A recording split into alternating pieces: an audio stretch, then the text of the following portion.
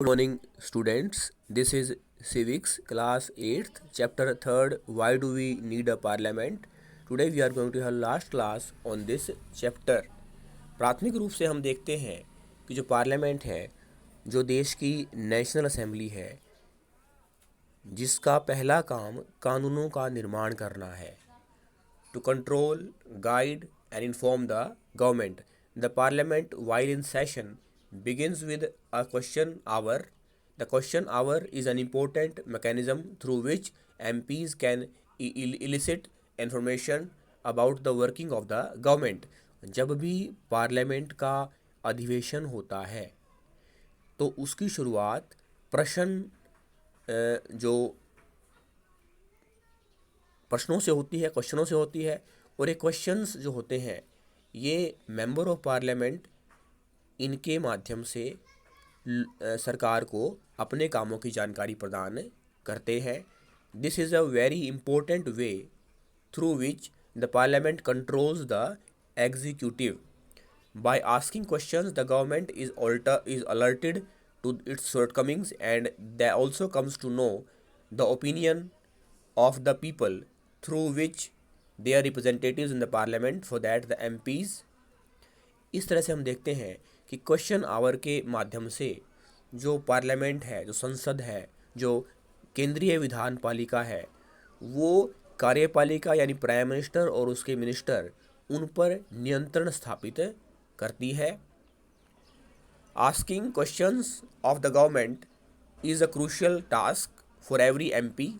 The opposition parties play a critical role in the healthy functioning of the democracy. They highlight drawbacks in various policies and programs of the government and mobilize popular support for their policies. जब question our में जो सरकार है अपने कामों की जानकारी सभी मंत्रियों को या पार्लियामेंट को, सरकार को प्रदान करती है, तो जो अपोजिशन पार्टी के एमपी हैं वो उनकी कमियां निकालते हैं.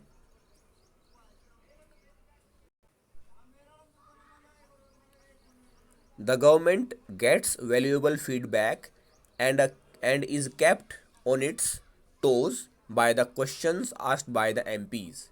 इस तरह से सरकार से अपोजिशन पार्टी के एमपीज़ के द्वारा पूछे गए सवालों से सरकार जागरूक रहती है और उसे अपना फीडबैक, अपने कामों की जानकारी का परिणाम या जो प्रभाव है, फीडबैक है, वो मिलता है.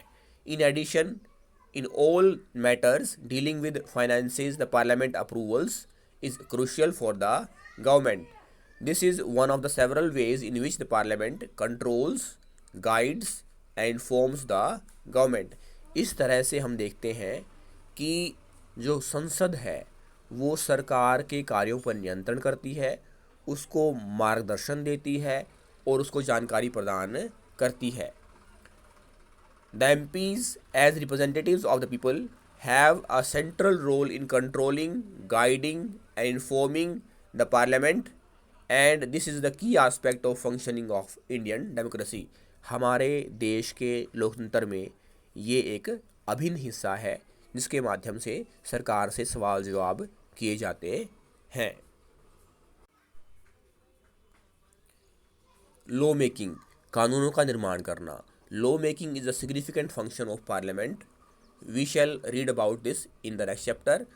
Who are the people in parliament? संसद में कौन लोग होते हैं जो सरकार के कामों पर नियंत्रण रखते हैं, उसे मार्गदर्शन देते हैं, उन्हें जानकारी प्रदान करते हैं, उन्हें सरकार के कामों के बारे में फीडबैक देते हैं. Parliament now has more and more people from different backgrounds. For example, there are more rural members as also members from many regional parties, groups and peoples that were still now unrepresented and beginning to get elected to parliament. संसद में वो सब लोग होते हैं जो अलग अलग पृष्ठभूमि से आते हैं, अलग अलग राज्यों से आते हैं, अलग अलग राजनीतिक दलों पॉलिटिकल पार्टीज से आते हैं। There has also been an increase in political participation from the Dalits and backward classes. Let us look at the following table and shows the percentage of population who voted in Lok Sabha election in different years. हम यहाँ देखते हैं कि किस तरह से समय के साथ साथ जो लोग हैं, जो अलग अलग समुदाय के लोग हैं, उनका संसद में प्रतिनिधित्व बढ़ रहा है। It has been observed that representative democracy cannot produce a perfect reflection of society.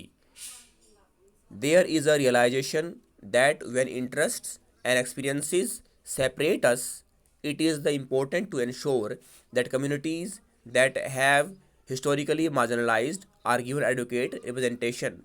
कई बार हमें लगता है कि हमारे प्रतिनिधि लोकतंत्र में जो समाज के प्रत्येक वर्ग के लोग हैं उनको प्रतिनिधित्व नहीं मिल रहा।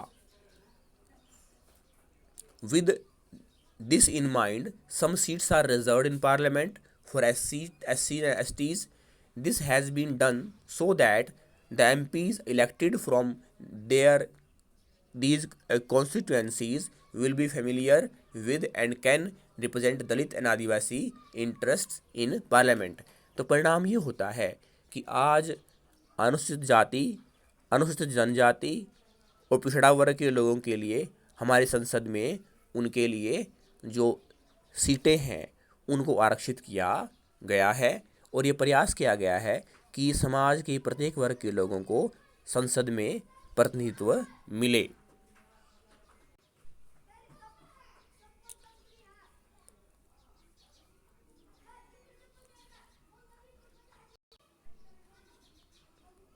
Similarly, it has more recently been suggested that there should be reservation of seats for women.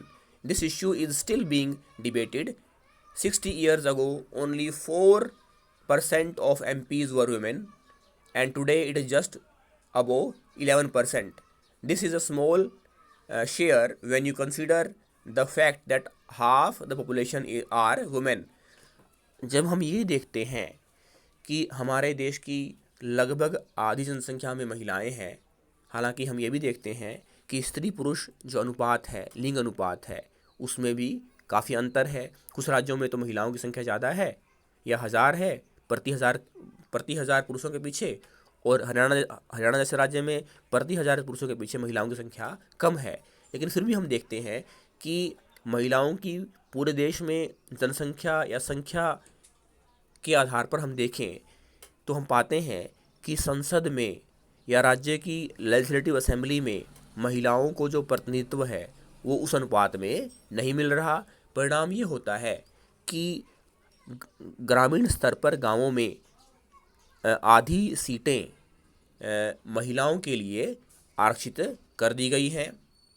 It is issues of this kind that force the country to ask certain difficult and often unresolved questions about whether our democratic system is representative enough. This fact that we can ask other questions and are working towards answers is a reflection of the strength that the faith that the people in India have in democratic form of government. लेकिन फिर भी हमारे देश के लोगों का हमारे देश की लोकतांत्रिक सरकार में, डेमोक्रेटिक गवर्नमेंट में विश्वास है, और हम देखते हैं कि समय के साथ साथ महिलाओं का जो रिप्रेजेंटेशन है, प्रतिनिधित्व है, वो सरकार के विधायिका में या संसद में बढ़ रहा है। थैंक्स।